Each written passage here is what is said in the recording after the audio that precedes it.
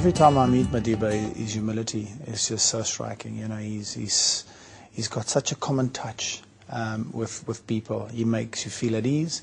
He makes you feel important, and it takes time. And that is just it's just a wonderful virtue that every time I leave Madiba's presence, it stands out to my mind that he's such a humble person.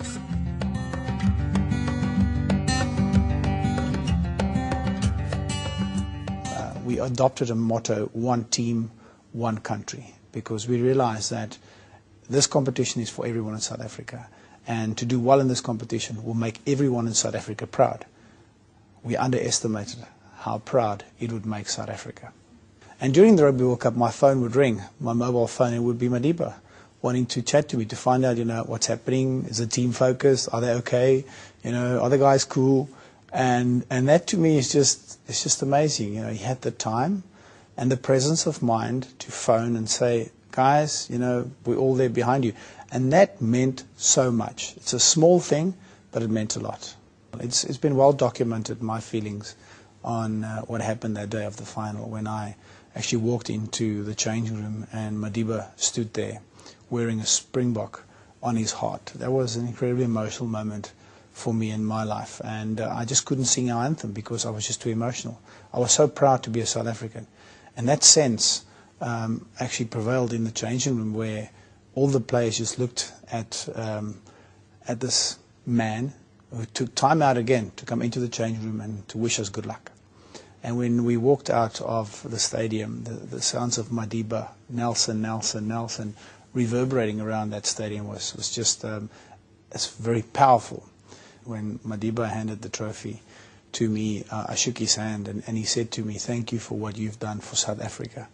I said to him, "No, Madiba, you've got it wrong. Thank you for what you've done for South Africa." And I felt like hugging him. I really felt like giving him a big hug, but it wasn't protocol. I thought, this is it's not protocol, and that just gave me shivers down my spine. To be able to receive the Holy Grail in rugby from such an amazing person, and being able to lift that in front of a nation.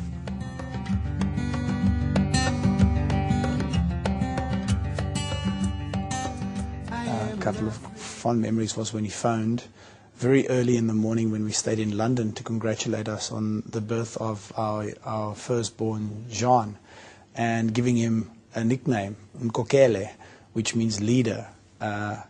He also said that Jean would be a godchild of his. And then the second occasion, when our little boy Stefan was born, and we came back to South Africa, Madiba invited us for tea. And Stefan, sitting in the car on the way to his house in Houghton, continued to ask the question, so why is he not my godfather? And you could see that he was annoyed by this. And when we arrived at the house, Stefan walked straight up to Madiba and he shook his hand and he said to Madiba, "Will you please be my godfather?" This is a young 5-year-old that were doing this, and Madiba just gave him a hug and he said to him, "I will call you Goha," which means brave one.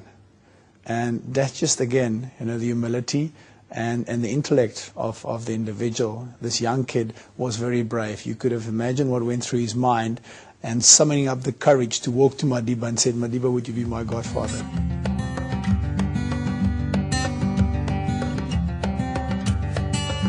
The fact that when we became a democracy, there was the outside world were focused on South Africa, and they didn't have a lot of confidence in the success of South Africa.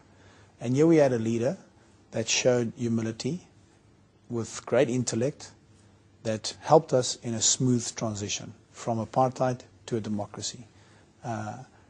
If we look back, things could have gone totally wrong in South Africa. It didn't. And why did it not go wrong? Why did we have such a smooth transition? It's because of a leader. And in the end, it's all about leaders. And we had the most amazing leader at the right time. I am an African with an open heart and a rainbow-colored skin, and I fit in 'cause I live